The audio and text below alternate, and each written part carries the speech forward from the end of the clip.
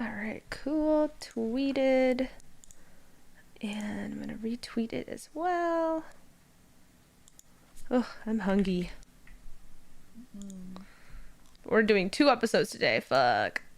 We sure are. And then I have to go to bed immediately so that I can wake up at 3 in the morning. Oh my goodness. No fun. That's crazy. So much fun. Good luck. Good luck, Yeah. good luck. Yeah. It's so early. Are you even tired? I'm gonna just like eat melatonin and like drink some tea and hope for the best because like even if I go to bed when we finish at like I assume we're finishing around like 7:30ish my time. That's still like not that much sleep. Because I have to wake up at like 3 in the morning. Are you all And I have to, packed and like... everything? And I haven't finished packing. No, Oh. I'm still waiting on some Amazon packages that were supposed to come like around 5 o'clock today. So they're probably gonna deliver while we're streaming. Okay. And so I have to pack that stuff up. And then like most everything else is done, though, like clothes, toiletries, cosplay. But there's like a few things that I need from Amazon that are like not here yet. Actually, I'm gonna grab a sweater because I suddenly got really chilly. So I'll be right back. Okay. Okay.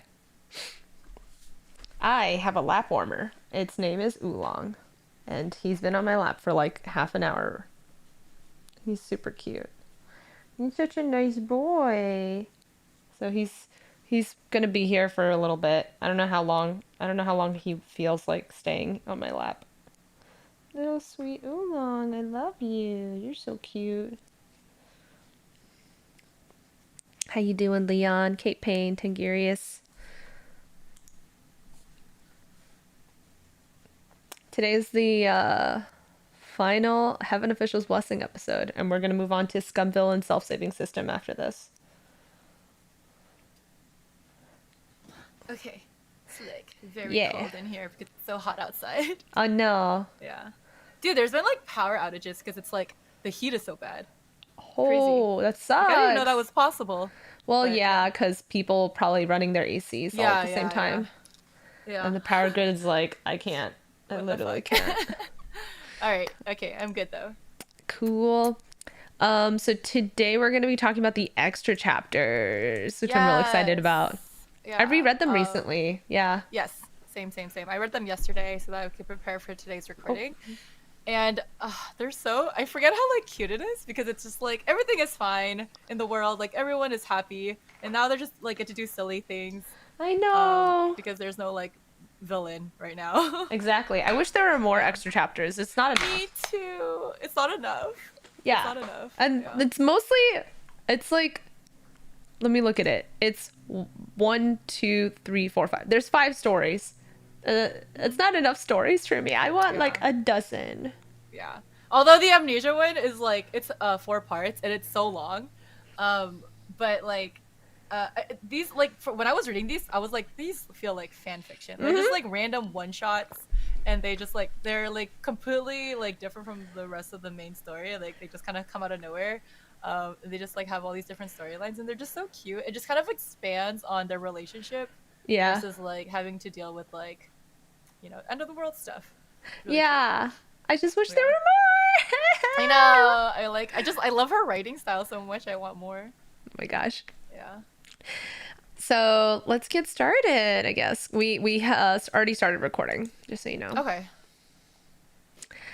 Welcome to BLHQ. I'm Stella Chu.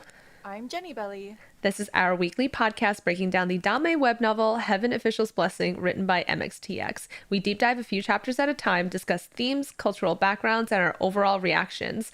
Spoilers abound and screaming will be had, so you have been warned. In a recap of last week's episode, Hua-Chung transfers all of his spiritual energy into Shelion, breaking his curse shackles and giving him the strength to defeat Jin Woo. However, this causes Hua-Chung to burst into thousands of butterflies, leaving Shelion all alone. The rest of the heavenly officials deal with the aftermath of Jin Woo and work on rebuilding the heavenly capital. After a year of waiting, Hua-Chung finally returns to Shelion and they share an emotional reunion. The epilogue shows Shelion enjoying his new life with Hua-Chung and the celebration of reopening of Puchi Shrine. And that was the official end of the book. And Yes. now for this episode, we're going to be talking about all the extra chapters, which Yeah. are post canon, like episodic, almost fan fiction. Yeah, just like one shots that has nothing to do with the main story. I was really surprised when I first read danmei that there were these extra chapters. I was like totally unexpecting that because we already kind of had an epilogue with the end of the main story, and then there was like that fable where they talk about like the mythology between like about like Shellyon as the god and Hua-Ching as the ghost king. But then I was delighted to see like, oh, the author wants to write more about just like their daily lives and like just like the relationship between them and like how things all kind of like play out afterwards in the aftermath where they just get to enjoy each other's company. So I found that really just nice. Like I wish more, because like sometimes when you finish a really serious intense novel, you're just like, Yeah. you just want a little bit more, you just want a little bit more flavor, and this is providing all that. And that's why we read fan fiction. That is literally, 100%. I just want more. I just want the story to never end. Like, I know. how come it is over? Like, no, it's never over. I love post canon fics. They're just so great because it's just to imagine like how the characters are doing or how they deal with all of the trauma that happened during the series. Yeah. I love like the ones that are like character studies where the characters kind of like reflect on like everything that's happened in their lives and like everything that's happened in the main story. Like those fanfics are always really, really good. They're so good. Okay, Yeah. so let's get started for chapter 245, Lanterns and Riddles, Yuan Shao Night. Yes. So, yeah. how do you want to do this? Yeah. Yeah, we didn't really Because discuss we don't have a it. script. We don't have the script this time. We're just going off the book. We're just gonna talk about it. I guess do you want to like just? I guess we'll just do like a brief summary. I'll start talking about it. You can just jump in whenever. I don't know, whenever. Or we can Let's switch off chaos. or Let's something. chaos. Yeah, let's just okay, chaos. fine. Okay, so like I found okay, so this just chapter is split into two parts. It's like the part where Shellyon experiences this festival in the past, and then like this and then later on the second part is when he's like married and happy in a relationship and how he experiences that same festival in the future. And it's like really sad, dude. Like I was like way more sad than I thought I was gonna be. So like basically he's like he's a scrap collecting god. Like he's still like by himself. Like he hasn't met anyone yet. Like this is like before the beginning of the story started, and he's like collecting scraps and he finds like a stall at like a night market.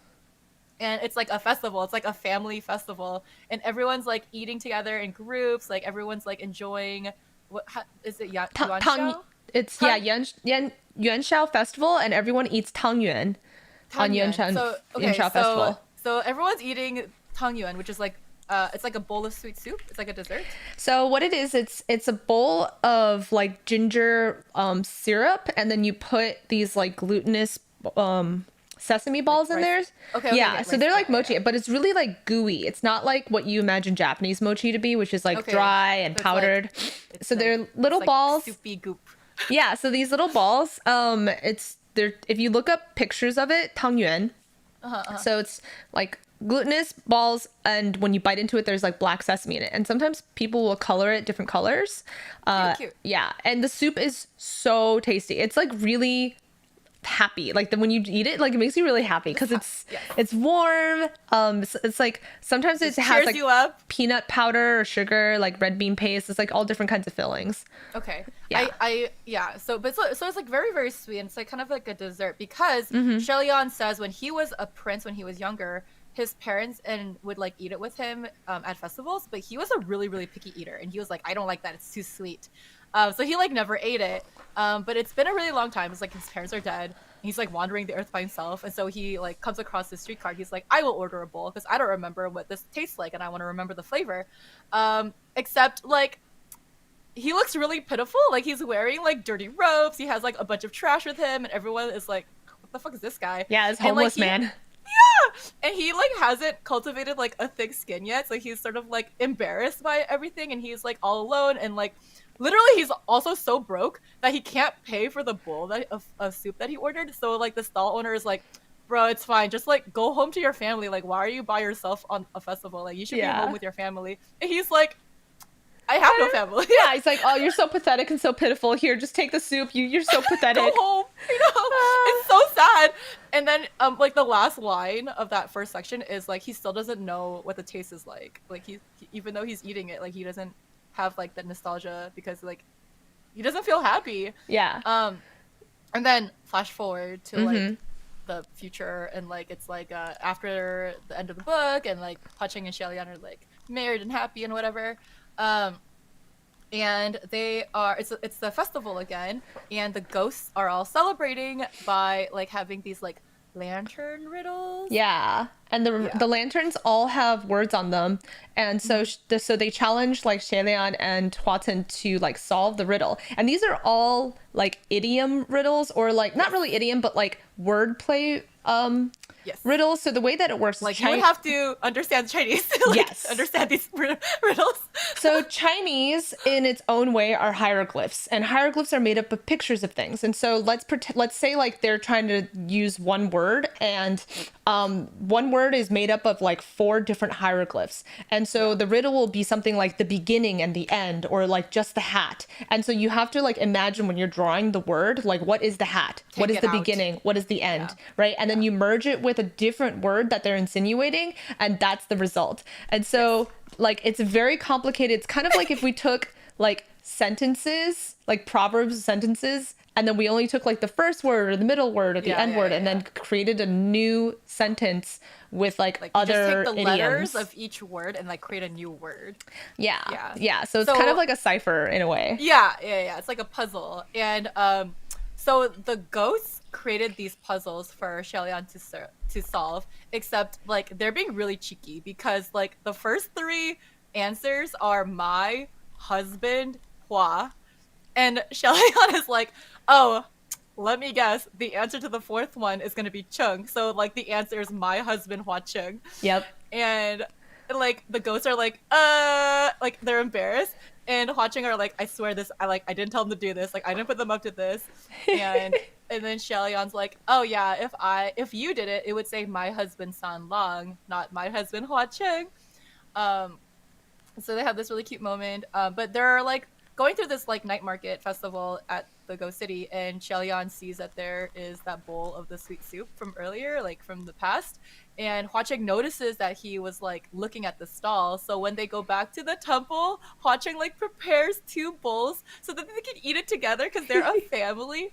And then like the last line is like Xiaolian remembers the taste again. Like it's so poetic. It's so beautiful. It's so cute. It's such a cute fic. So it's very fluffy. It's all just adorableness. It's angst. It's flashback. It's with comfort. Her with comfort, which I love that tag a lot. Yeah. It's really cute. I highly recommend trying tangyuan if you ever get the chance. They sell it at different, like Meat Fresh. They'll have them, I feel like. Okay. Yeah. So. I feel like I had a variety of it because I've had like a red bean soup with the mushy like rice balls in it, and I'm not sure if that's like the same thing, but I feel like, but because Korea has like something like that, so I feel like it's a very similar dessert. Yeah. I mean, especially like since Korea celebrates Chinese New Year, so I would imagine there's a lot of like similarities. Yeah. Exactly. Yeah, because like it's also part of Chinese New Year, and it's the 15th day after the New Year. Like Chinese people celebrate for the whole month, every day representing a different thing. Yeah. And every day has a different food. Yeah, and that's why this is like a holiday and the food related to like family and like gathering together, and like he just didn't have that until Hwaching came around, so like that's very sweet. It's so beautiful. So beautiful. Love it. So cute. Let's look at the next chapter, which is the amnesia chapters. Okay.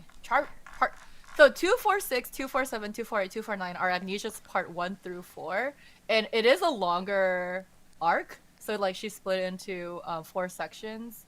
But yeah, do you want to start off with this one? So it's called The Curious Incident of His Royal Highness the Crown Prince's Memory Having Wandered Away.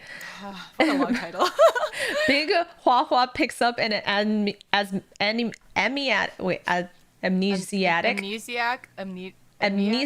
Lian. Amnesiac is such a weird word. Amnesiacian. Amnesiac. He has amnesia. Okay, he's confused. So what this chapter is about completely is that Shilian gets sorry, my whole thing just changed. One sec. Okay. Okay. Okay, yeah. My ad blocker just opened up a new page and was That's totally. and I was like, fine. where am I? Okay, anyway. Okay, I blocker. Go home your drugs. So Shelian wakes up and he has amnesia. He remembers himself being what, like 16, 17 years old. He's still the crown prince. He hasn't ascended. There hasn't been the festival that like turned him into a god at all. Yeah. This is like him still cultivating in Mount He's like Taisong. not even a god. Yeah. Yeah. And he wakes up and he's like, where the fuck am I? Why am I lying on the floor? Why am I wearing like this really uncomfortable white robes? He's like a prince. Like, yeah. He's like, everything's so uncomfortable. What the hell? Why am So I this dirty. like ugly poor inn? Ew. Like, Yeah, he's in an inn and he doesn't know what's going on. And then he looks at himself and his body is covered in hickeys. yeah. And his Yeah. and his behind hurts a little. Yeah. A certain body part. A certain body part hurts. He's like, what the hell? Who has done this to me? Did I like get drunk? Did I get drugged? Like who took advantage of me? And he is like trying to look for Fenchen and Muqing, can't find them. So he like leaves the inn and tries to like find his way around. And he feels weak in his legs and he's so pissed. So he's really mad at whoever has done this to him. And he's like outside in the forest and he starts like taking out his anger because he can't believe that someone could have taken advantage of him like this. Like he feels so violated and he's like punching defiled. a tree. He's punching the ground. He's yelling asshole. And then all of a sudden the ground is like a spirit and it opens its eyes and looks up at him and is like, please stop punching me. I know you're mad, but like, ow. Please, like, you're like destroying my house. Like, what is wrong with you? My house, my body, it hurts. Stop. I love this like little detail because like this is like 800 years ago when he was still the crown prince. Like he screams asshole because he doesn't know any other curse words. Yep. Like that's the worst curse word that he knows. He doesn't know how to like cuss. So he's just like saying he still doesn't know how to cuss. Yeah. Yeah, I know. He's so innocent. He's so innocent. He's so innocent. Angy. So angry. So funny. Oh man, I love him like this. So he's like he apologizes to the ground spirit and then he asks the ground spirit to go get Fenchen and Muqing. So like and then like it's like why would you want Fenchen Muqing? Like he calls them his attendants instead of like the gods. Yes. And the ground's like, what? Why are you calling him your attendants? They're anyway. That's rude. Yeah, They're, he's like that's rude. Heavily That's officials. weird. What the fuck? Yeah, because back then Fenchen and Muqing were his like servants, and now they're gods. He's basically saying, "Where are my servants?" when they're like gods. Yeah. So Fenchen and Muqing show up and they're dressed really nicely because they're wearing god robes. And Shaydan's like, why am I dressed like this and they're dressed like that? What is going on? Yeah. What happened? What happened? And so at first they act like nothing's wrong, but then they start getting really suspicious about what's going on with Shaydan. And they confirm that Shaydan like doesn't know what time or place he is, like where he's like where Hua-Ten is, any of that stuff. Like he doesn't know anything. And He doesn't even know who Hua Chung is, so he's like, and Wu Ching is like, whoa, fuck. He's that's like fucked up. Oh no. He's like, wait, come with us. Something's definitely wrong. He's like, what do you mean something's wrong? And he doesn't trust them anymore. So he flees. Shaylan flees from Muqing and Fenchen. There's this one dialogue line that was like so fucking funny because when Wu Ching realizes that like Shelion is like broken or cursed or whatever, he's like, oh my god, all the fucking cooking all the food that he's eaten is finally giving him brain damage. Like, bruh. Yep. Well, that is so mean. He's damaged his brain from eating all sorts of nonsense. Yeah, it was such a good line. Such a good line. But yeah, he's 17 years old again.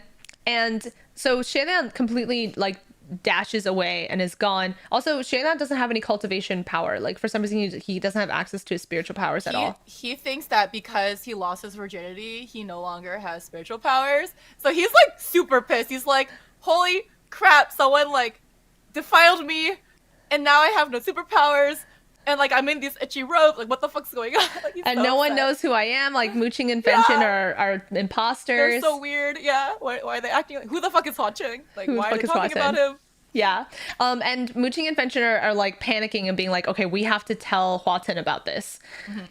So Shailan finally stops running and he goes to like he's hungry. He goes to an inn to like calm down, and he can't afford anything because he doesn't have any money. So he's like at this tea house, and he's like the tea is the only thing he can afford. He can't even afford food, and he Yeah. goes to like try and drink the tea, but there's like Oh a God, that's so stain in the funny. cup, and Yeah. he's like, "Ew, I can't drink So this." he's so picky. Oh my God. Literally, he's starving, but he can't drink the tea because there's an old tea stain in the cup. Like he's Yeah. like, no, my standards are too high. No, I can't. I I cannot could eat this. possibly. This is It's so disgusting. gross. Yeah. And so there's an altercation with like there's like a musician who's playing music, and these like guys, these hoodlums like kind of sexually harass her. So Yeah, they're like Shalian. groping her. Oh yeah. So Shalian like defends her. She's also playing a song that is like super lewd because Yeah. they like kind of request it from her. They're like, hey, Like, go play a force her good to song. play it. And so she's Yeah. like playing a song about a guy and a girl having sex. Yeah. Just like singing. Which is like Oh my triggering Shalian because he's like those memories from last night, this person above him like holding him and saying all these words to him. He's like Yeah. it's like triggering him. He's like, stop playing this song, oh no, because it's like Yeah. making him flush. Yeah. So he defeats those bandits or whatever, the assholes, and continues to just like sit there and not drink his tea. Stupid. Yeah, and he looks across the way, and there's this beautiful man from another window from across the street who looks back at him and nods at him, right? And Yeah, he's yeah. like flirting and winks and Like- all that stuff. Like puts up his wine cup and is like, hey, what's up? Yeah, and Shannon's just like, oh, okay, cool, yeah, dope. Anyway, going back to what I'm doing. And he, a few minutes later, he looks up again, and this motherfucker's in front of him. This Like suddenly appeared right in front of suddenly a his people. beautiful, Yeah. beautiful guy just suddenly appears in front of him and is like, hey, do you want to treat me to a drink? Yeah. And Oh, Shannon's like, There is a note because like in this is kind of important to later on, but like while he's having those flashbacks while this girl is singing erotic songs, he specifically remembers that the hand that held him down had a red thread on its Yes. finger. Yeah, so like just remember that. yes, the red thread. He's like, who is this person with the red thread? Yeah. And so this beautiful man is sitting across from him, flirting with him, and Shannon's like trying to be polite, but also kind of weirded out. He's like, well, I don't drink because of my cultivation, so I'm not going to. Yeah. No, And he's thank like, oh, okay, you can't treat me then? Well, how about to some, like, what, how about I just, like, help myself? So he, like, orders his own drinks. And he's just, And like, hanging out, you. flirting. Hangs out. Yeah, he just like invaded his table and just like stayed. Like he refuses to leave. Oh, man. Oh, actually, this goes into the next chapter. Do you want to do the next chapter? Yeah. So we're now at chapter 247, which is part 2 of the amnesia arc. So okay, this random line, but like when the man in red, which is obviously Hua Cheng, he's like, oh, so what's your name? The Shelion says his name is Hua. So like every single time he has to like come up with a fake name, he always like goes to Hua immediately, which is like Hua Cheng's name. So like maybe he subconsciously remembers him. And then the man in red introduces himself as San Lang, because he like Shellyan's looking for Hua Cheng anyway to like see if he can like help him with his like curse. So like San Lang doesn't want to give himself away, so he's calling himself San Lang. And eventually, Shellyan leaves the inn, and he's like wandering around the town. He's still like super hungry because he like didn't eat anything, and he's still like super poor. But like suddenly he sees like a gold leaf on the floor, and gold leaf is like currency. It's like it's literally just like a piece of gold. And he sees like, so basically he finds money on the floor, and he like picks it up, and he's like, did anyone lose their money? Did anyone drop this money? Like he's trying to like return it to them instead of like using it. But like no one can prove that it's there, so he ends up like holding on to it. But he's like super hungry, so he decides to use like the tiniest bit of money to buy like a street dumpling, which is like the cheapest food that he can find. But as soon as he like is about to take a bite of this fucking dumpling, Sanlang just suddenly appears and snatches it away from him and like starts eating it himself. And so like now Shellyan is like super pissed because he's like hungry. That was the only food he had. Yeah, like his only food got stolen from him. And then oh my god, what happened after that? While they're fighting over the dumpling, like a certain part of his body is like injured again because of like because how he got violated the other night. Like his butt still hurts, so he like hurts himself. He hurts himself really badly, and he like falls, and like Salong immediately like catches him and feels guilty. He's like, are you okay? Like, what's wrong? And then Shellyan's like, no, I'm just hungry, because he doesn't want to say like, oh, sorry, That my my asshole booty hurts. Yeah. So Salong is like, here, I'll just like, do you want to get food? And Shellyan is like pouting like an angry wife, like, no, I'm not hungry. Like, I don't want you to take me out for food. It's fine. But his like stomach is like growling. Oh my gosh. So Hwachik is like, no, like, I only followed you because you had like a curse object on you. Like, I'm not trying to like I'm like not being a bad person. And he pulls out Roye, which is like, technically it is a curse object, but he's like basically Shellyan's pet. And he's like, no, I only followed you because you have like a curse object on you. Yeah, I'm not a sussy boy. I'm just here to save you. Yeah. And Shellyan like immediately like believes him and trusts him, and like he's like, oh, okay, you must be a good person. Like, how did I not see this curse object on me? So he like follows him back to the inn to get dinner. But they end up having like a really good conversation. Like, Shellyan gets to know him better, and they talk about a lot of different stuff. And eventually Shellyan asks him like, hey, I'm looking for this dude named Hwachik. Like, do you know him? And Sanlang like, oh yeah, I know him. He's a crazy person. Like, he's a follower of the Crown Prince of Shanla, but like he's fucking weird. And Shellyan's like, what? I'm the Crown Prince of Shanla. Like, well, he doesn't say that out loud, but yeah. Yeah, he was thinking it. He's like, how is it possible for the Crown Prince to have a follower if he's like not even a god yet? And Salang is like, oh, don't worry. Like he's very certain that Shellyan, like the Crown Prince, is going to become a god sooner or later. So like Hwachik worships him anyway. And Shellyan is like really pleased to hear that like someone is so confident that he's going to become a god that he like he just gives more trust in him, and like they have more companionship. But as they're talking, he notices that Sanlang has a red thread on his finger, just like how in the flashback whoever was holding him down had the red thread. So dun, he dun, like dun. so he's like, are you the person who violated me? Like, it was you. Yeah. So that's the next chapter. Yeah, it goes on to chapter 248. Sanlang is a good gaga is the title of the chapter. Yeah. Oh no. And so Shellyan like accuses him, like starts like yelling his head off about like how it's you're the one who did this, like how dare you. I think he tries to like fight him too, right? He's like stands up to fight him. He like punches him, but like Sanlang just tilts his head and he ends up like punching an entire wall behind him and like destroying this inn. Like, it's like so fucked up. Yep. And he's like, I'm gonna beat someone as shameless as you to death, indecent, despicable, you. Yeah, he's just stuttering. Because he doesn't know what else to say. Yeah. You can't be like, you fuck my butt, how dare you? Yeah, he can't say that because he will literally die from saying that. Poor Shellyan. He's like so embarrassed. Oh no. And so he's like pointing out like the red thread. He's like, I've seen it. And he's like, what do you mean? And then he like looks at everyone else around the inn, and Shellyan notices that a lot of people have red threads on their fingers. And he's like, oh no, I have completely fucked up. Apparently it's a custom in where they are to like tie a red thread around their hand because it represents the love, like Hwatun's like true love. Yeah. And it like will bless people with like, I guess they're with like finding their love. Yeah, their fated one. It's really sweet, actually. Cute. Yeah, it's like he like started like a whole new like custom among the mortals. Like, so cute. A trend. So that like completely blows the wind out of like Shellyan's sails. He's just like suddenly is like, oh, I'm sorry, I'm so sorry, I misunderstood you. So like Shellyan's just on edge, you know, because he doesn't know where he is and he doesn't know who to trust.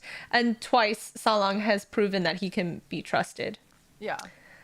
And this is when he realizes that like one of his gold leaves fell on the ground, and it turns out that this is like Sanlang's gold leaves. Yeah. And Sanlang had dropped his money, and Shellyan was like there to pick it up. He's like, oh, that's fine. Like this must be a fated meeting then. Like the fact that I found you, that you found my money, and then we found each other again. Now we're eating.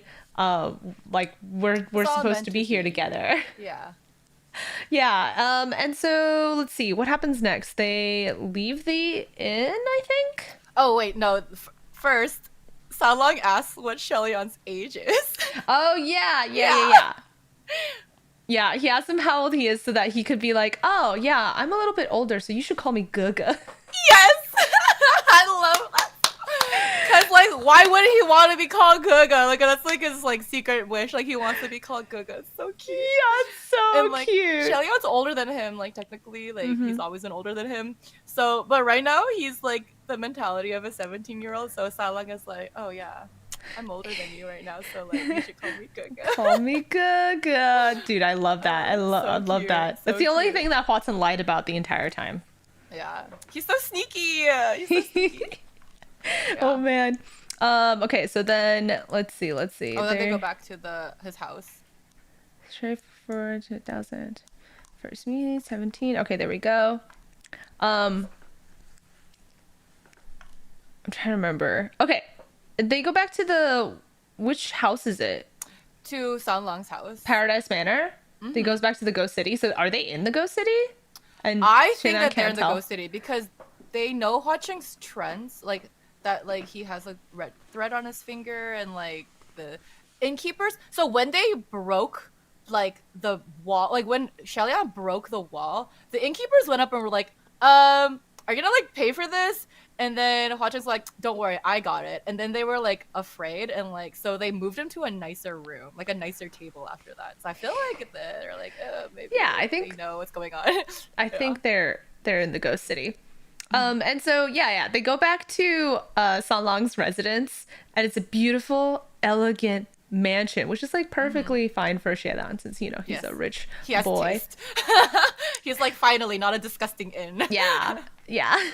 It reinforces his impression that Sanlang's like not a commoner. So he's like, who is this guy? Is he rich? So Xielan can like barely sleep that night. He keeps feeling like he was supposed to be sleeping next to somebody, which is like, oh, he misses Houghton. Yeah. He misses him. And he ends al- up but he- having But he also has like nightmares about like, yeah. yeah. He's having dreams of like somebody holding him down in place, and it's like kind of like nightmares, or is it like sexual? Because No, they're sex dreams, but for Yeah. him, they're like horrifying because he thinks he's a virgin. Oh, Shaylan, no. Okay. And so he ends up like going to take a quick bath because he's like, I just need to get this out of my brain. And he realizes that he's wearing the chain Oh of my god. The ring. of the ring around his neck. He's like, what the hell is this? And he like loves it. It looks so pretty. But then all of a sudden there's a saber next to him, and it turns Yeah. out to be Yiming. He's like, what Yeah. the hell? And it's It, like so happy. flies into the room and like hugs Chelia and like Yeah. tries to take a bath with him. It's so cute. He's Yeah. like, oh, it's good. It's like Shirian Guga. I Yeah, need to yeah. hang out with him. Yeah, Yeah, yeah. Guga. And so yeah, Salong comes in and is all like, "What the hell are you doing? Get back here!" And like, Yeah. of course, like grabs Yiming, like smacks him again. Yeah. And Yiming's like rolling on the ground, like throwing a temper tantrum. Poor boy, poor boy. And Shayla becomes like even more in awe of Salong because now it's like, oh, you cultivated this like spiritual weapon that's like super cool. But Yeah. he's like, please don't hit this poor, sweet, beautiful saber. Like even with Shaylan's memory loss, like he's still a sword in otaku. Yeah, he's always been a sword otaku. Like he just loves weapons so much. And it's like, I wonder if it was Hudson like watching him the whole time being naked. So yeah, so like there the in the chapter, Shellyan's like taking a bath, so he's like naked. And then when when Yiming comes and he like grabs it and it's like rolling on the ground and he's like throwing a temper tantrum, Shellyan goes to like pick up Yiming to like comfort him, but then he forgets he's naked. But when he realizes that Hwa Chang is in the room, he looks up at him, but Salang has already like turned away and is like looking away politely. So Salang is being a gentleman and like he leaves before he witnesses Shellyan's naked body. Oh, he's a sweet boy. He wants to be Yeah. respectful. He's very respectful. Let's see the next part. This one's way longer than the other ones. Uh, do, do, It's do, towards the do. end. Yeah. You're almost there. He keeps having these dreams. He goes back to having Yep. the sex dreams again, Yep. and he Yep. can't stop thinking of Yeah. whoever this person was. He's like dreaming of being teased to his brink. Like it's very descriptive, like these little flashes. Yeah, and so he can't sleep again. So he goes over to like Sanlong's room and Mm-hmm. realizes that Sanlong is like holding a brush and he's writing something, Mm-hmm. and he looks like really serious. And he's next to Yin Yu, the guy in a Yeah. black mask, and he starts like listening in on them eavesdropping to find out like what's going on. Apparently, there's like a creature that has like needs to be investigated, and they want to do it tomorrow. Yeah. Uh, And the creature ate something. yeah, ate something Yeah. important. Yeah. And so Yeah. Shaylan is listening to all of this and kind of thinking like, oh man, maybe I should be of help to him Yeah. for letting Like me he's helped me stay. so much. Let me do Yeah. a favor. Yeah. So he's like, why should I just sit around idly like this? Why don't I go out and help Watson so that like he could do something good for his Guga? Yeah. Oh my god. I love that the letter that he left behind. So cute. What does the letter say? It's like Sanlang Goku, don't worry. Your Leon is off, but he'll return or something like that. Yeah, It's so that's cute. so So cute. cute. He like talks to because he's like younger, so he acts like the younger brother. He's like, Leon will be right back. Don't worry, Sanlang Goku. He's so So cute. cute. So cute. So cute. Oh, so cute. Oh my god. Oh, my god. Yeah, yeah. So that brings us to chapter 249, which is the final part of the amnesia arc. And basically, Shelion has overheard Yin Yu talking about like where this creature is located. So he follows the directions he overheard and like finds a cave that has like a bunch of like little minions around, and the minions are like talking about their master, like our master is so fucking powerful, but like what the fuck? This random cultivator came and beat him up, and like now he's like, but the master was able to like bite him a few times, and so like hopefully that cultivator is long gone by now. Like, and then he's like very confused. So like something to do with this monster biting or eating you will like cause the person to like get like some sort of like effect. So that's like what he's picking up on. So Shellyon's like, okay, I heard enough, and he literally like kills his way into this cave. Like he just like nonchalantly Boop, boop, murders boop, everybody. boop. Everybody's dead. Yeah. He just And like then when goes through like a whirlwind. Yeah, he just like everyone's gone. And then when he goes inside, he finds like this like monster, and like the monster recognizes him, and he's like, "Oh my god, like take this back! I'm in so much pain. Like his stomach is like enlarged, like, So it's, like, big. It's like pregnant. super bloated and he's like in so much pain because it's so Yes. full. Yeah, he's like, I can't digest it. I can't digest it. Like what's Uh, wrong so- with you? Yeah, so Shelion like turns it into like a little Daruma doll and like puts it in its sleeve, and he's like, "Oh yay, I was able to help Sunlung." And he like goes back to his house. But like on the way back to the house, he stops at a stall to like get some like food, and he overhears someone saying, "Shelion, Shelion," and like he's like, "Who dares to say my name? Like I am the crown prince. Like how dare you?" But then when he turns to look, he realizes it's like a commoner, and he's carrying this like wooden box, and the commoner is saying like, "Oh, you forgot Shelion, don't forget him." So he realizes, oh, he's not calling me, he's saying that this whatever's in the box is named Shelion. And his companion is like, "Oh, don't worry, I know I have to keep Shelion together or else like it won't work." So Shelion's like really curious. He's like, "What's in this box?" But when they open it, they see like this god, except the god is like, it looks really, really ugly and looks really, really simple. And he's like, "This is Shelion, the crown prince of Shanla."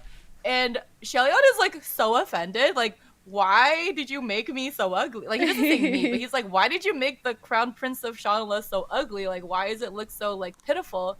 And then the commoner is like, "Don't you know anything? Like, he's like the scrap god. Like, he's the god of trash. And like, he has to look ugly because if you put him next to his partner, then he becomes beautiful."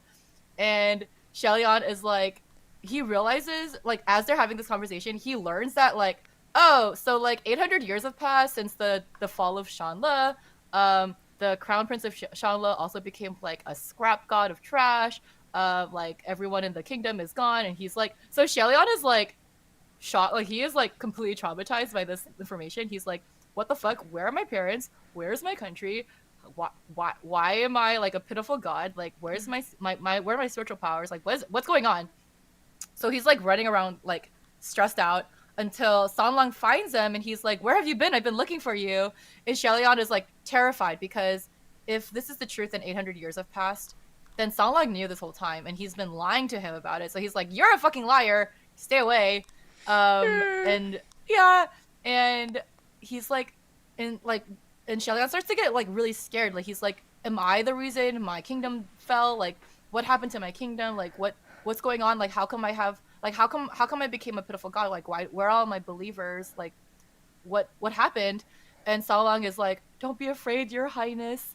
And from that line, he remembers it from his dream because he remembers the person who was holding him down whispering in his ear, "Don't be afraid, Your Highness." And he recognizes that voice and he realizes that Salong has been the one from his dreams Yes. this entire time. Like the person who has been holding him down and like making love and doing the pa pa pa and like whatever. He and Shelion is like freaking out. He's like, "You're a holy shit. You're It really a fucking was liar. you. You did It this was to you my this whole butt. time." It was you the whole time. Yeah. And like Shelion tries to like hit him and Sanlang like grabs him and like holds him and like kisses his hair and says like, "Don't be afraid, Your Highness. It's all in the past. You've made it through." Meaning that like I know you're scared right now because 800 years have passed and you've learned terrible things about your history, but like it's all in the past. Like don't worry about it. Like you're fine now. Like you've survived. You're a survivor. And Shelion like ends up calming down because he remembers that like even though that person in his dream was holding him down, he's been like very gentle and kind. And like in his dream, he was like begging and crying, but he never felt like unwilling. Like he was like going along with everything that was happening in his dream. So he's like, oh, like he realizes that like, oh, they must have some sort of relationship that he doesn't remember because he's like somehow lost his memories. And he's asking him like, like what happened to my kingdom? Was it my fault? Like how did I fail? Do I even have any believers? And Salong says, "You do have one believer, Hua Cheng. I'm Hua Cheng. In my heart, you're like forever my only god." And so, oh my god, it's like that scene. Like, there's a lot of dialogue in that scene, and it's like very, very beautiful. Like, I highly recommend everyone go. Like, Yeah, because like Shelion has the lowest self-esteem at this point. Yes. And his face is so thin, and he doesn't know where he is. And he's a sweet young boy. He's just like scared. He's like terrified. And then like Hua Cheng unleashes like the monster, and like all of Shelion's 800 years of memories that was stolen come out as like little balls of light, like fireflies. And Hua Cheng tells him like you have to touch the lights and accept them in order for you to regain your memories. But Shelion hesitates because he's like, what if I remember terrible things? Like I know terrible things happened to me in my kingdom. Like, do I really want to remember all that again?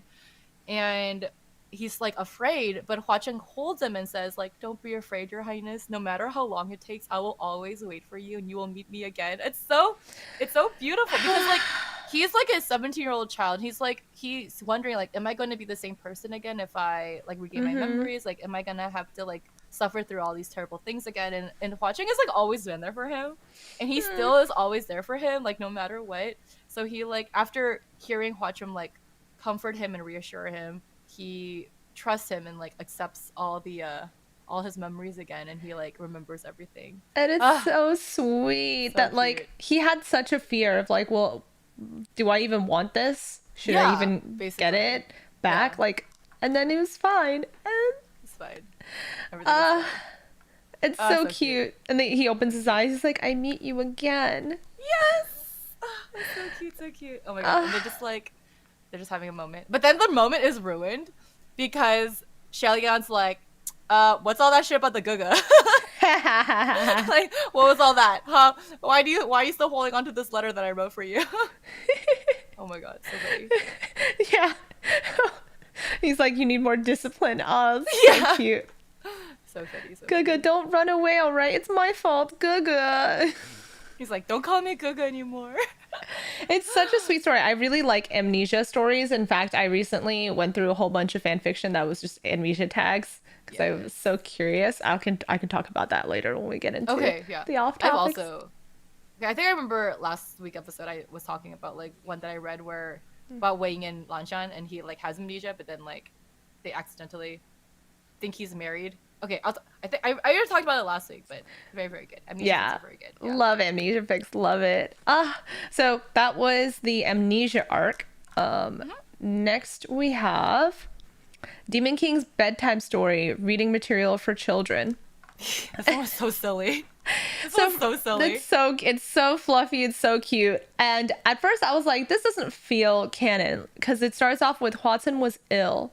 He has a Mm-hmm. small illness, and it's kind of weird for Demon King to get sick, but he got sick. And he's like a fever, and it's so cute. And they're inside of Changding Temple, and like Shailan is like kind of like cutting him, like helping him with his like Give me checking his one cheeks. second. I will be right back. Yeah, we're doing a pause. I need to use a restroom.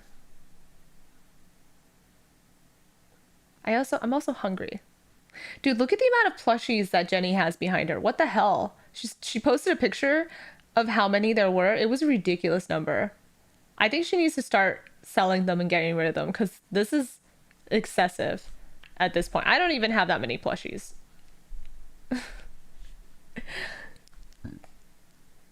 Here, while she's away, I'm gonna go use the restroom. I'll be right back.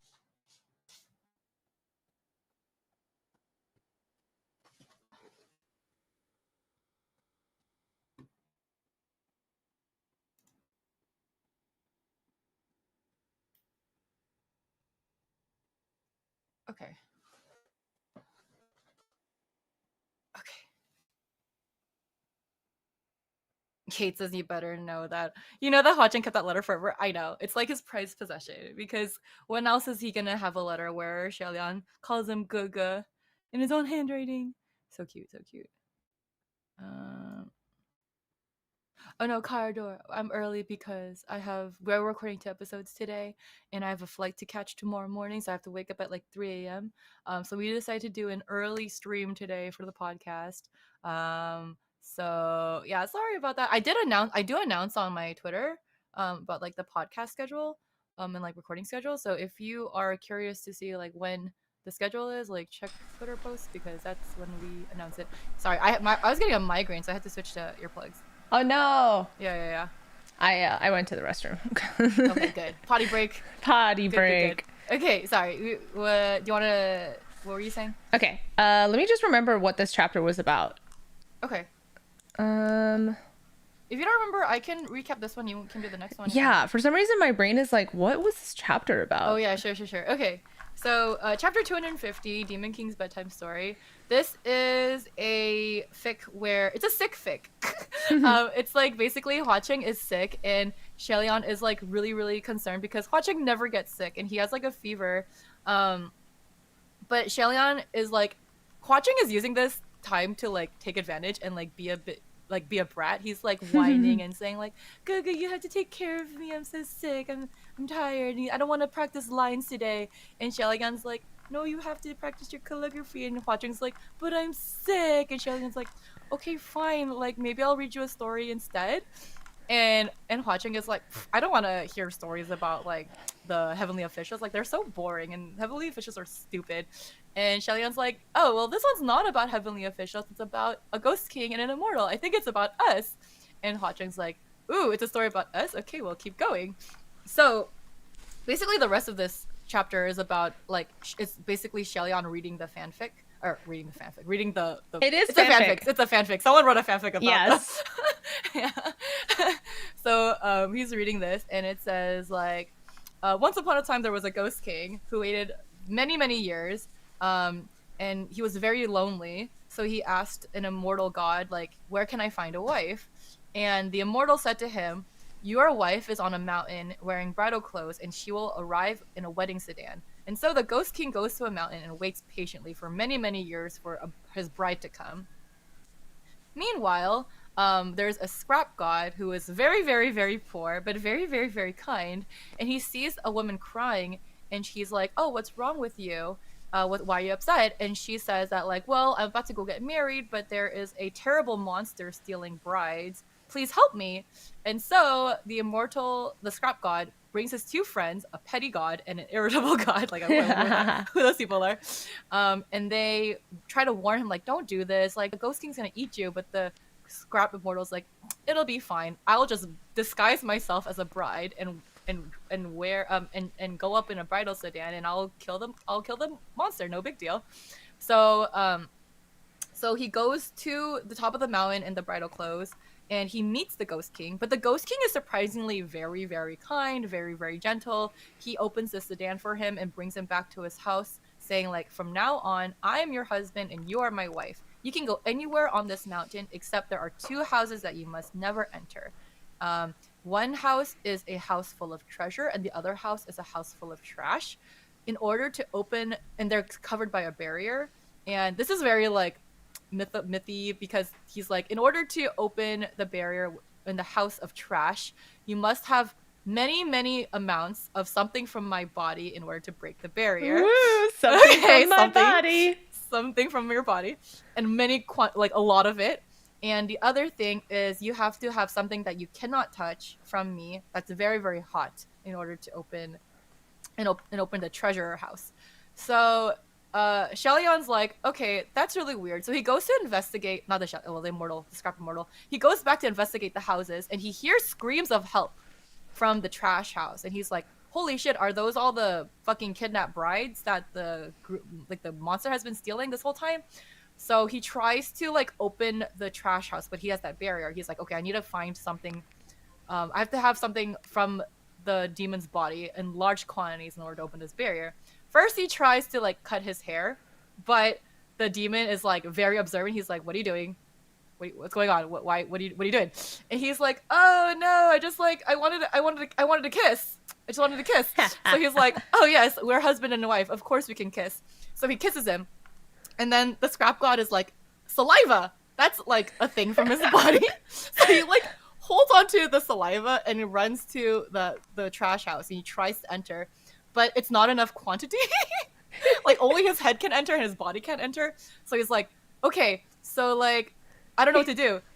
So he goes to his friend, the Windmaster, and in this story, the Windmaster is female, and he's like, please, Windmaster, Lady Windmaster, please help me. What can I use to, like, enter this barrier? And the Windmaster's like, that's easy. Just do the thing that husbands and wives do on their wedding night. Then you'll have plenty of it. It's sex. Oh my god. Yeah, they'll be fine. So he's like, okay. So he goes to the Ghost King, and he's like, would it be okay if we consummate our marriage? And the Ghost King is like, we are husband and wife. Of course we can do that. So he's like, so they're, like, doing it, and the scrap god is like, well, I really need a lot of it. So he says to him in the middle of sex, hold on, can you give it all to me and give it to me a few times? Oh my god. The Ghost King is like, yes, if that's what you want, of course I can do that for you. How he says it so nonchalantly, like, yes, of course, if that's what you wish. Yeah, it's like, no biggie. So God. now that he has a lot of the thing in his body, he enters the trash house. But when he's there, he's, like, surprised to see that there's only corpses in their, like, wedding robes. Like, this, they don't even look human, they're just bones. And he's like, what the fuck, did the Ghost King kill them? He turns around, the Ghost King is there. He's like, I told you not to go inside this house. And he explains himself. The Ghost King says, actually, these are not the brides. He wasn't kidnapping brides. What he was doing, he was just chilling on the mountain, waiting for his fated one.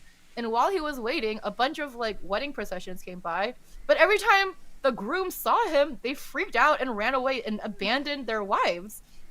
And the wives are pissed, so they, like, went off on their own and, like, or just went off with their lives and, like, and didn't go after the groom and just, like found their own happiness. And so the Ghost King was like, well, I guess I'll just test all the grooms that come by. So he stands there and, like, scares the grooms and tests them. And if he protects the brides, he lets them pass and they have their wedding. But if the groom acts, like, cowardly or, like, hides behind the bride, he captures the grooms and put them in the trash house and lets the brides like off on their own. So actually, all those corpses are men. They are the cowardly grooms that like refuse to protect their wives, and because they are cowardly and stupid, they ended up attacking each other in the house. So that's why they're all dead. They just like they murdered each other because they're stupid. Yep. So the scrap god is like, I see. That is fine then.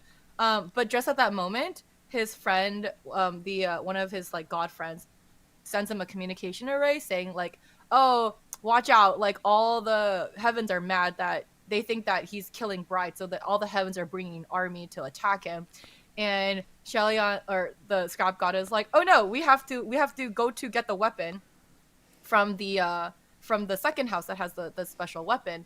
So he tries to leave. Okay, this is such a random detail. He tries to leave the house, but he has used up all the stuff inside him from running around, so he has no more of the stuff that the Ghost King gave him. So they have to do it again so that he can leave the house.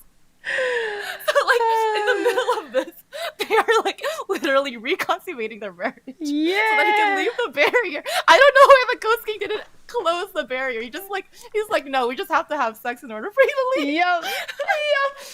It's so chaotic. And so he's able to leave after the papa, and then he goes into the house, but surprisingly he is able to enter the treasure house very easily. He goes inside, gets the weapon, and they are able to like defeat the heavenly officials, and they are able to like break free. And the scrap god is like, what was the thing that helped open the treasure barrier? What's the thing that I can't touch that's burning hot? And the Ghost King replies, it's love. Yeah, it's very cheesy, but it's love. The burning hot thing that you cannot touch is love.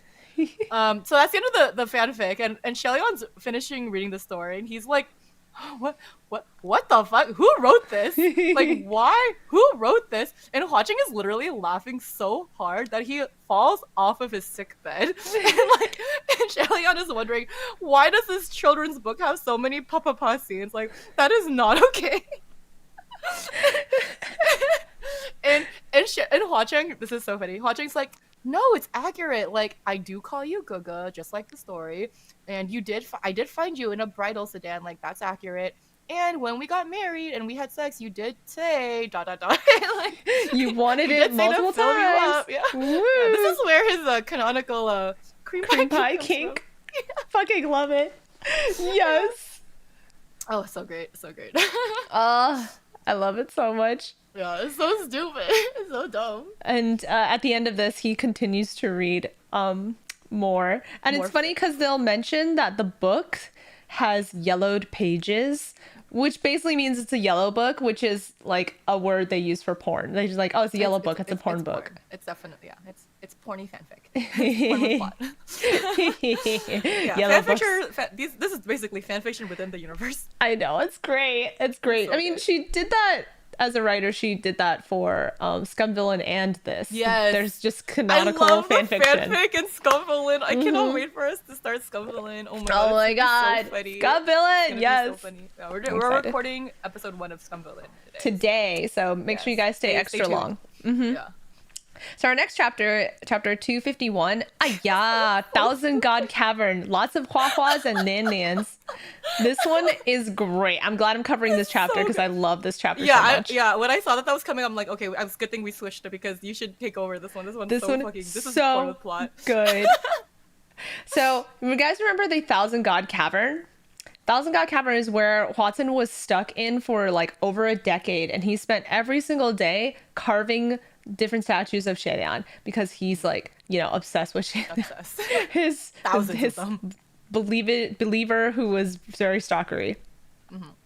And so I'm gonna try to remember the beginning where they both want to go check up on what's going on at Mount Tai. So like Mount Tonglu exploded, right, because of like the volcano eruption, and Shelion suddenly so the beginning of the story is they are literally just finished having sex, and suddenly Shelion says, hey, remember the volcano eruption? Like, are those statues okay? We should go check on worried about tomorrow. his statues. And then Yeah. Hwatun's like, no, you shouldn't. Don't worry about it. I will take care of it. Shizlan's Yeah. like, why are you so sussy? Okay. And he wakes up and Hwatun's not there in the bed. He's like, where did he go? It's the middle of the night. Yeah. And so he decides to go and find him. And I think he uses the dice or something to open the door to like find where he is, right? So inside the house, there is a specific teleportation room, and when he goes into the teleportation room, he notices that it's been recently used. Like there's some fresh markings on it. He's like, "What's this?" So he follows it, and it's like the cave. Yep, it takes him to the cave, and the cave is just like how he left it before. All of the gauzy veils that cover all the statues. Wait, hold on. No, they don't have the veils. Okay, so not all of them have the veils. Or do some of them have the veils? I think they Only all got one of taken them off. has the veil. One specific statue has the Yeah, veil. that's what I was thinking. I was like, I remember specifically there's a veil. No, everything is uncovered except for the one. Yeah. The one.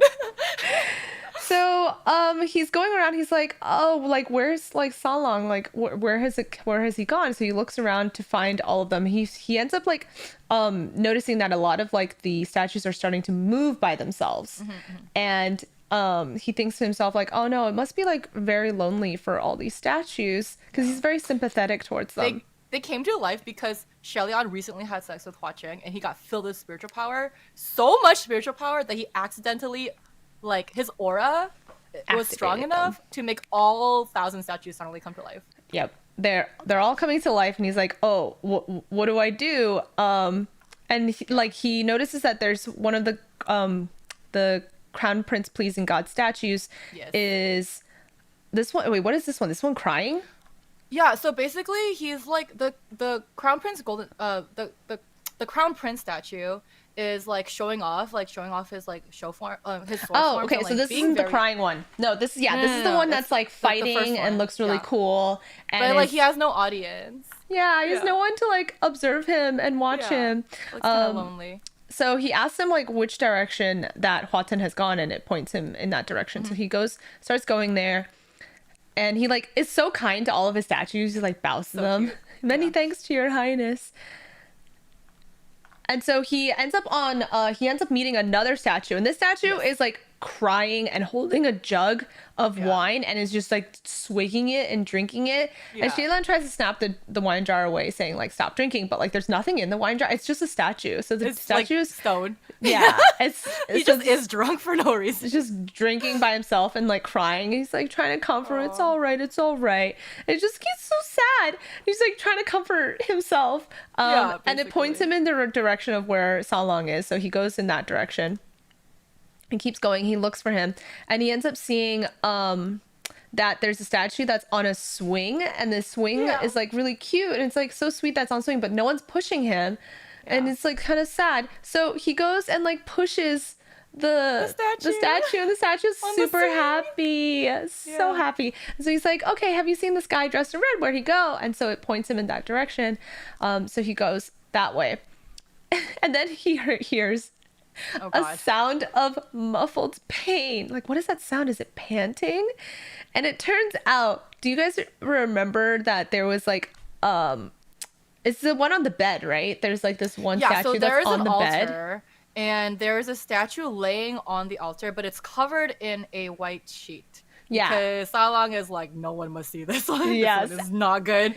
And it is the Shelian from when the Land of the Tender Blossoms happened. The Tender statue. So it's the Land of the Tender statue. Pollen statue. It's when he's like super horny, like he's poisoned. super he's horny. Poisoned with a what's the word? Aphrodisiac. So he like, it's like fuck or die. Like you have to release the aphrodisiac, or you end up killing. You end up dead. Yes. So like, and so he's like, what's going on over here? And like, he goes to like pull it up to see what's happening, and Salong's like, Gaga, don't look at that, Gaga, and covers his eyes like, don't look at this. don't look at it. I'm sorry. He's like, you were trying to hide this statue specifically? He's like, yes. He's like, why hide it? It's not really bad. But something's tricky has happened, and it's because I have now like activated every single statue. Now it's suffering. Like, Mm-hmm. it's dying. And so they're like, well, they can't do anything, right? It's all they have to wait till his spiritual power runs out, but until then, a lot of them are suffering. And Shalon feels so sympathetic, and so does Hwaton. So Hwaton's like, okay, there's a solution. And so, really quickly, Hwaton ends up carving out a statue. It's like it was a small one, right? Like a tiny little hand statue. No, he makes a statue of himself, like a Ghost King statue, like a normal size one. And his solution is, um, well, he needs the sex pollen statue needs a way to release the aphrodisiac. So why not use a Hua Ching statue to help him do that? Woo! Like that will release the curse. Yes, because Woo! that's how this works. To So release the venom. and Shelion is so speechless. Like he doesn't think it's a bad idea. He just is like, "What the fuck?" And then Hwaching thinks that he's like mad at him, so he like immediately kneels. He's like, "I'm sorry. This is blasphemous. I'm so sorry." And Shelion's like, "No, it's fine. Like I It's mean, there's no fine. other solution, so we might as well go along with it." Yeah, and it's helping, so it's fine. Yeah. And so he activates the statue, and the statue like goes over to the bed and starts and they leave it alone. They're like, okay, cool. No. So the sex pollen statue is missing.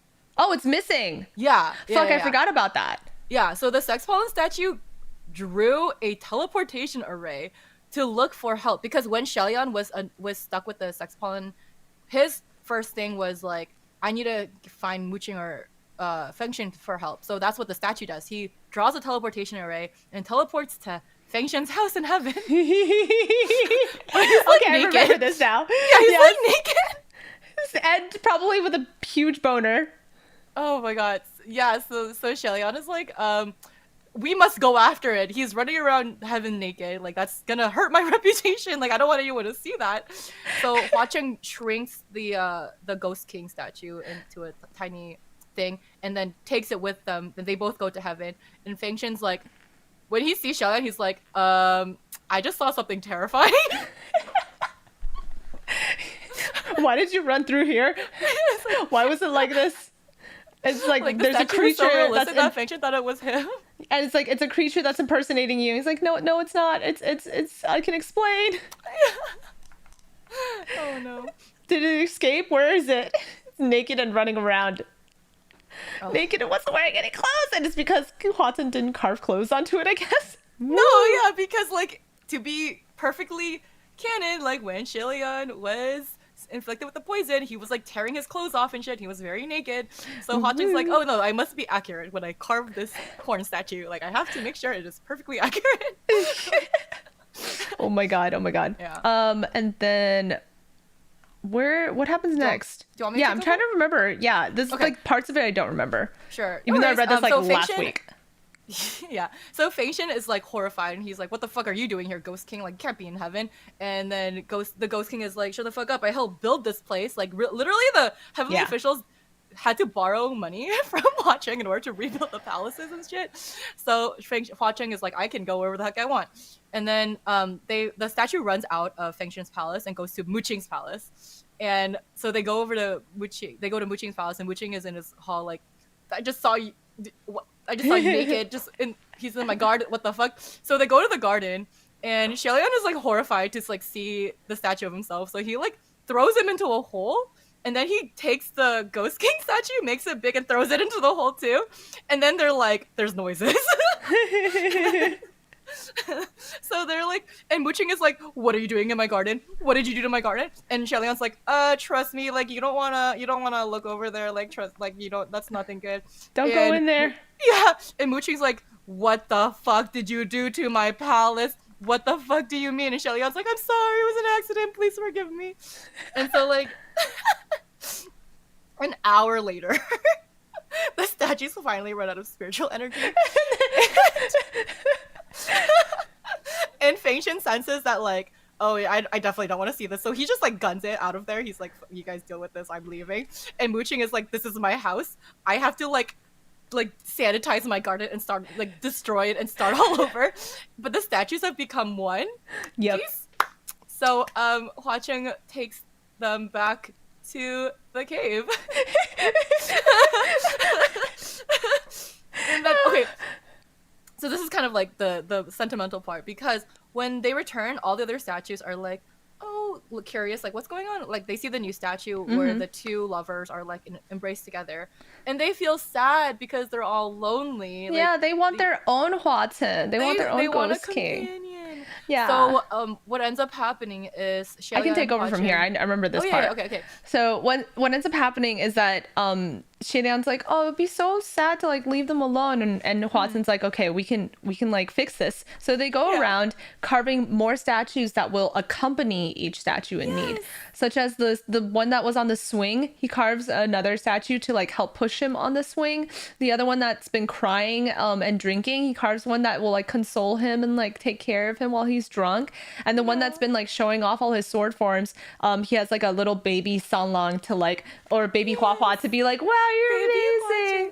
Hwa-Ching. Yeah. And he like carves a little flower for Yeah. Hwa-Ching to offer to the crown prince, because it's like it's so beautiful. Like he needs to worship him. So cute. Yeah. And so one of the things that Shaylan brings up is that like won't they get mixed up? Like won't Mixed there up. be like different Hwatons going to different Shaydans? Like won't it get all messed up? And he's like, no, I'm not worried about that, because to me, you're the only like god to me. Each person Yeah. has their own god. And so for each Hwaton, there is only one Shaylan. So that's There's only so one to one. beautiful. There's only one person that he'll worship and love eternally. He'll never love anyone else, so it's fine. Yeah, they only see the one. It is so sweet that he says that. Yeah. And then at the end, Shellyan's like, it's gonna take so long to get all this done, to make all these Hwa-Ching statues, and Hwa-Ching says, just take our time, eventually they will all meet each other. Ah, so beautiful. It's so precious. Oh my god. Ugh, that one's really cute. It's like funny and horny and cute. Like it has everything. It's Yeah. so goofy, and it like it's so horny, where she's really good at like hiding what's happening with like the horniness Yeah. because of censorship. Yeah. She doesn't say like, oh, she just like, oh yes, the statue was tossed into the pit and then they became one statue. Yes. They embraced. They embraced. It's so It's cute. so funny. Yeah. I love that one. That one's my favorite one. Yeah. I figured. Yeah, because I mean it's very horny. There's a lot going on. There's a lot going on. It's so cute though. Okay, should I do the next one? Yeah. Final one, chapter 252, Ghost King's birthday.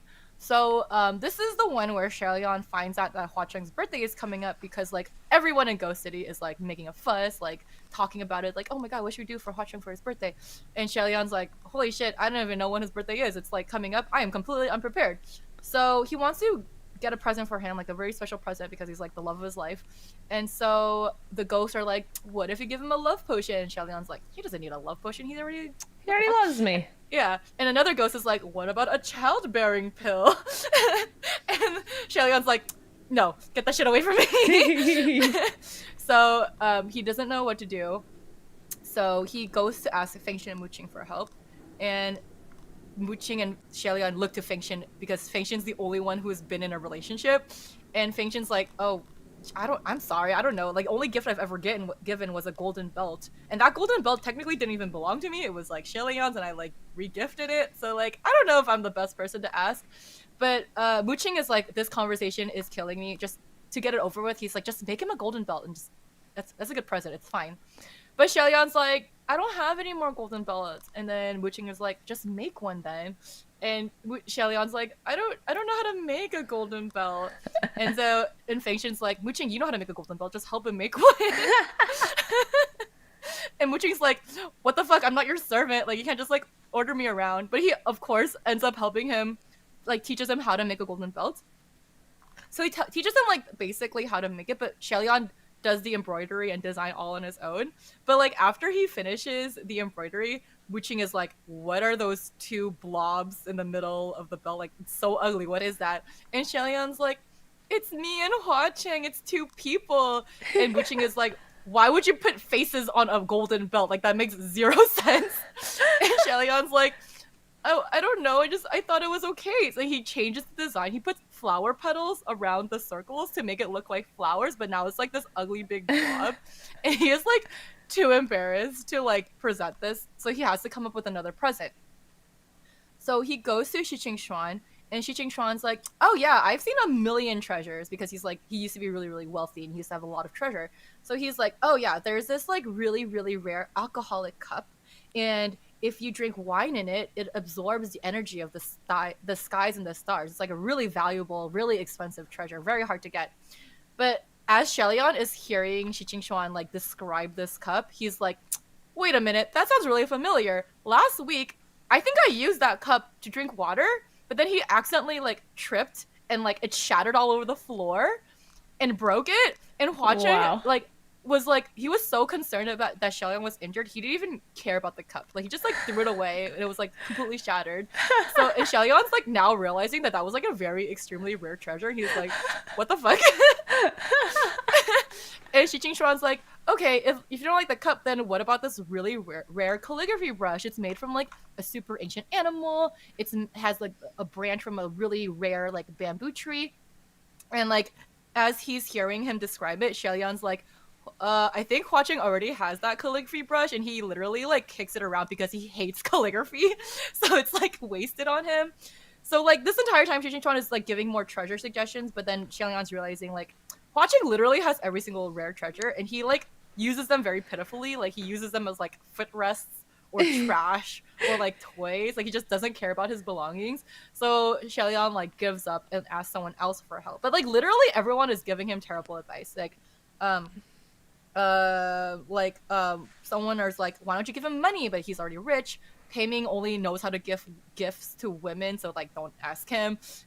Like the rain god is like vegetables, like no one is giving him good advice. So after thinking a very very long time, Shellyan's like, "Oh, I have an idea." He goes to Banyue Desert, and then he goes to Mount Tong. No, was it? Yeah, was it Banyue? He goes to the desert, then he goes to Mount Tonglu. He visits the Guoshi. And the Guoshi has been living by himself in a small house in Mount Tonglu this whole time since the end of the book.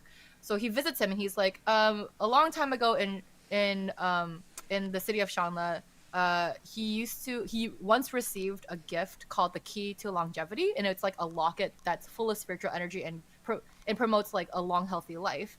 And he asked the Goshi like, "I don't know how to make this. Do you remember? Like, can you help me make this?" And the Goshi's like, I don't remember the recipe. Why don't you ask Jinwoo? Jinwoo probably knows." And Jinwoo is like sealed underneath Mount Tonglu, but Shellyan is not ready to talk to him yet. So he shakes his head no and decides to just make it up as he goes. So he's just like has all the ingredients and he just like tries to make it. And in the end, he finally is able to make the Key to Longevity. It's like this silver locket.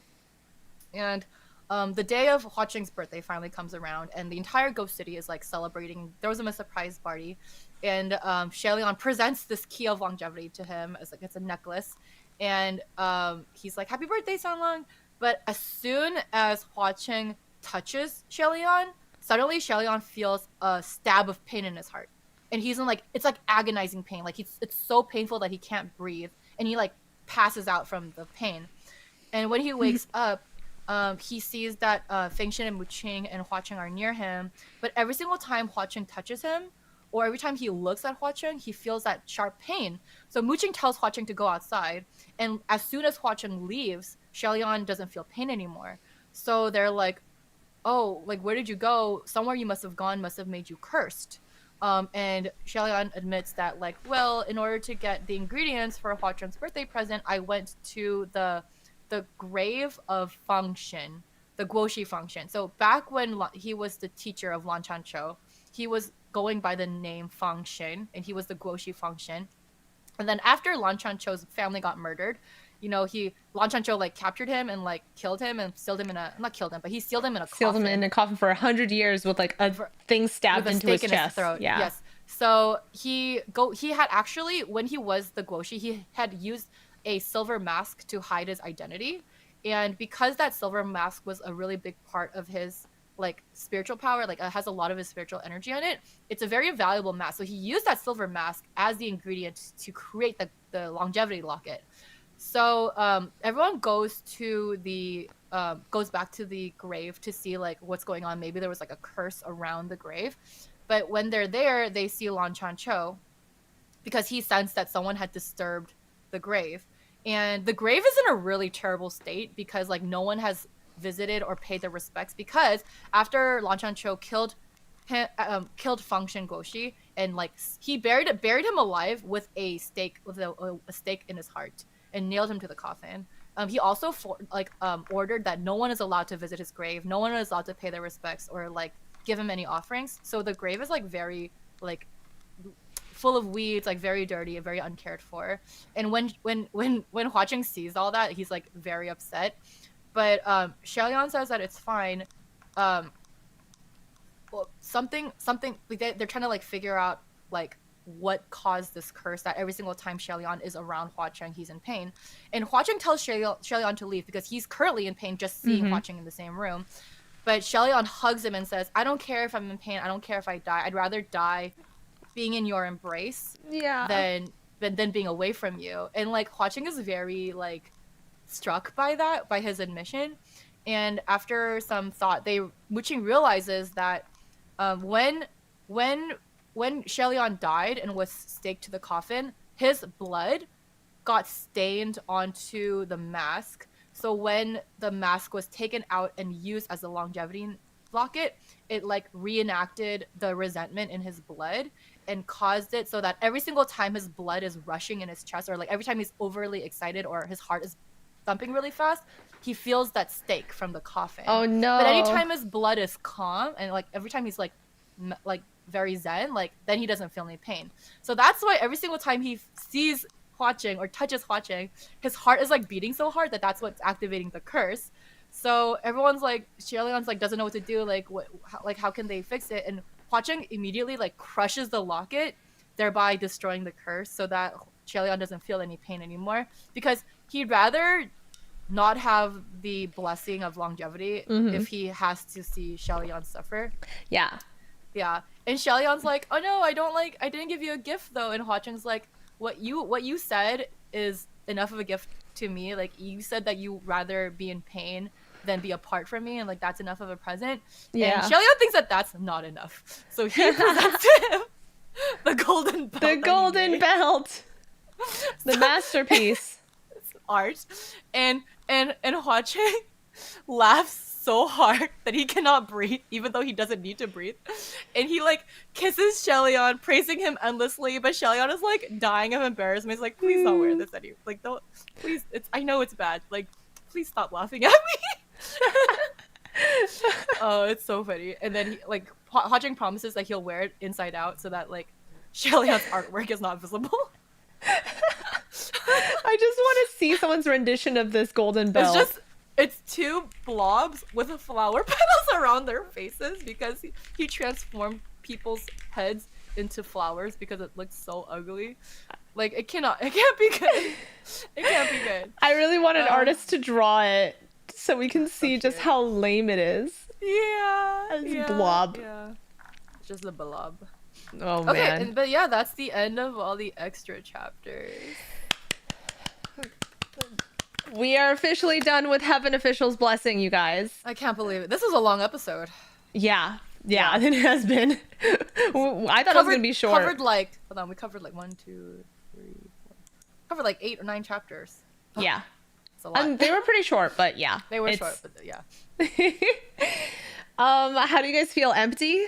Do you feel I'm sad? actually very excited about our season 2. Okay, me too. Yeah, Me too. I'm very Scum Villain is so There's good. no time to be sad because we're gonna move on to the next series. But before we do that, let's talk about our off topics for the day. Oh yeah, absolutely. I have some good ones. You wanna go first? Archive of our own. Okay, let me open it up. Go to my bookmarks. Let me go to the notes. There's the one I sent to you that like broke me. I haven't started it yet. I'm still finishing the one I'm reading first. Okay, so this one is called Birthday Party by Waffles for Breakfast, and it's a Grandmaster of Demonic Cultivation fic. I love this one so much. I cried. I legitimately like had to marathon finish this. It's so fast. It's 100,000 words, 34 chapters. It is so long, but it's so good. And the kudos to the amount of hits is so disproportionate. I think it's so fucking good. I don't understand why people don't love it as much as I do. Are people upset by it? I don't know, but if you look at the kudos, it's like 4,000 kudos to like 117,000 views. So like the Nice. ratio Okay. of that is like not great. So the story is, instead of Shish, what, how do you pronounce his name? Jin Jishun? Jin Jishuan? Jishuan. Yeah. Jishuan? Which one? Uh, The ugly one or the one that got married? the one that got married. Jin Jishuan. Jishuan. Jishuan. Didn't you?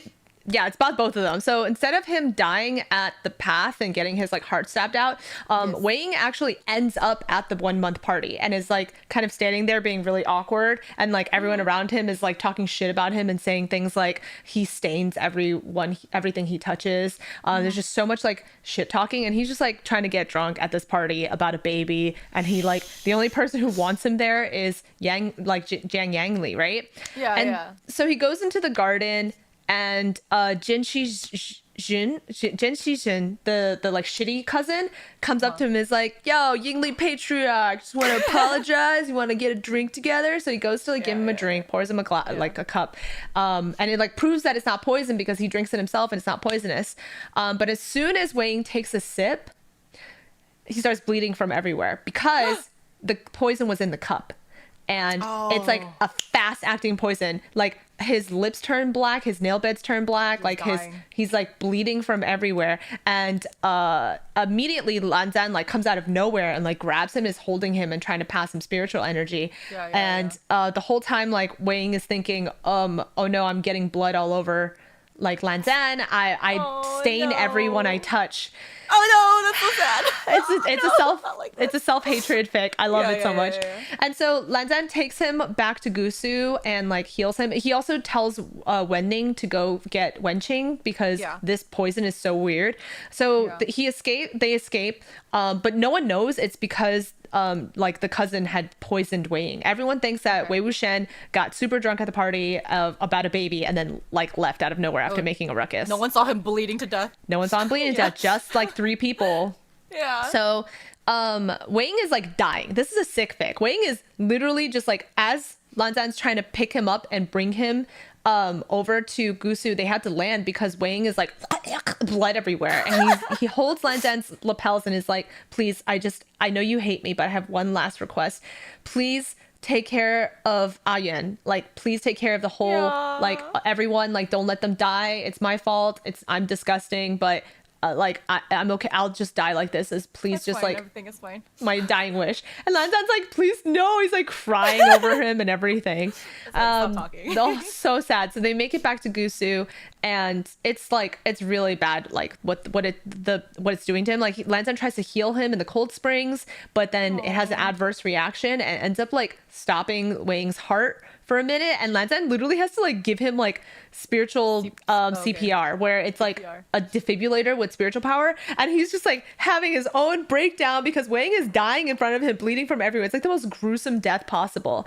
Eventually, finally, Wenqing gets there and is like healing him and doing all that stuff, and Wei Ying slowly is getting better, but the poison, there's no cure to it. They just have to like cleanse him over time and figure out what the cure later because they still don't know what it is. And so he, the whole time he hates himself, believes that he's the worst. He trusts Lan Zhan, but then Lan Zhan does something that to like prove him wrong and betrays him. And so Wei Ying escapes from Gusu to go and save the Wens at like Changchi Path, which is the original place that like the Wens were kept at. So he tries to escape to go there, but then Lan Zhan like catches up to him and is like, "You can't leave." And he's like, "Well, what are you gonna do? Stop me? I have to go save people." And he's like, "All right, then I'll come with you." He's like, "No, you can't." He's like, "I will come with you. I'm not gonna betray you. I'm gonna do like a blood oath curse thing." So he blood oaths him that he's not gonna like betray him. So they go to Changchi Path, and it's a trap. It's like a whole trap. They Jin Xijun, the shitty cousin, is like laying in a pool of blood next to Sui Bian, and they're like, "What is Sui Bian doing here? What is this guy doing here? Who stabbed him?" And everyone's like, "It's Wei Wuxian. The Yingli patriarch killed the Jin cousin." And so now there's like a bounty on his head, and they try to escape back to Gusu to like do everything. It's like a whole mess. just like and chaos and just yeah, every misunderstandings everywhere. misunderstandings, and Yeah. so they have to present themselves to Lan Ren and be like, we apologize. This is like what we like. He wasn't involved. Like, we don't know what happened. Lan Ren's like, we have to like present both of you back to Jingguangshen to like reprimand for with? all this, to deal with Yeah. because you're gonna get arrested. And so Yeah. that's when Wei Ying like knocks out Lan Zhan and is like, it's not his fault. I cursed him, and like shows off the curse mark on his body. So it's not Lan Zhan's fault. It's all me. I tricked him Takes and I all forced the him. blame. Just, Takes all yep, the blame. Self-sacrificing himself, Yep. And so weighing things. the next day, Lan Zhan wakes up in his mother's house because it's the prison house. It's Yes. the like The dungeon Genshin house. Yeah. The Genshin house. He gets locked in there, can't leave, and Wei Ying has given himself up to the Jins to Oh my God. basically get punishment. And yeah, the whole fic is much longer than this. Like, it goes Okay. 34 chapters. I don't want to spoil all of it, but I will be it's reading it. so sad, so good. Okay. And there's eventual smut as well, and the smut is really sad. It's like Oh no. it's like gay men hugging and crying, kissing and gosh. crying. It's Oh, so God. so sad. Because Wei Ying still believes that he's disgusting and no one loves him, and he doesn't deserve to be loved. There's this one like quote where it's like it hurts. Why is it only he like that doesn't deserve love? Why won't anyone love him? Why do they only take and take, but they'll never actually give anything to him? Give. Even his like first kiss was taken from him. Is he so despicable that like even his admirer would abuse him? That's like so sad. And he's having these sad. thoughts while he's doing it for the first time. That's just not okay. It's so angsty. It's like That's not super okay. angst. So, Yeah. but there's a lot of like trauma fixing in this, and like Okay. trying to communicate with each other and all the stuff that they go Therapy. through. Therapy. It's Therapy fake. I love it. It's it. such a great fit. So it's called Birthday Yeah. Party by Waffles for Breakfast. Woo, Yeah. so Actually, good. I recognize that author because I read a couple of their other things. Good. So good. Okay, so mine is a little bit more lighthearted. It's also very short. I found this fic author called Reverie, and they have written a shit ton of like untamed short fics, like one shots, based on like different prompts that they get on Tumblr. So people just like come up with random ass scenarios, and then she just like writes a whole ass fic about it. So one of the prompts was, what if Lanjan had the Hanahaki disease, which is the flower disease. Like, I love so the that. Hanahaki disease. Yes. In case you don't know, we have talked about it a lot, but in case you don't know, it's like when you have, it's a curse where if you have unrequited love, you are growing thorns and flowers inside your heart, and you like cough up blood and flowers and just plants until you like die, unless your unrequited love loves you back, thereby breaking the curse. So, this fic is called Break the Silence with Those Beating Hearts by Reverie. And this is actually set in Lanjan's uncle point of view. So it's Lan Qiren's point of view. And Lan Qiren is like Lan Qiren's brother, who is Lanjan and oh my god. Lan Xichen's Lan Xichen's father. So his brother actually secluded himself because he also fell cursed to the Hanahaki disease. So that's like how he died. That's why he kept seclusion. And he had unrequited love for the mother, and so he died.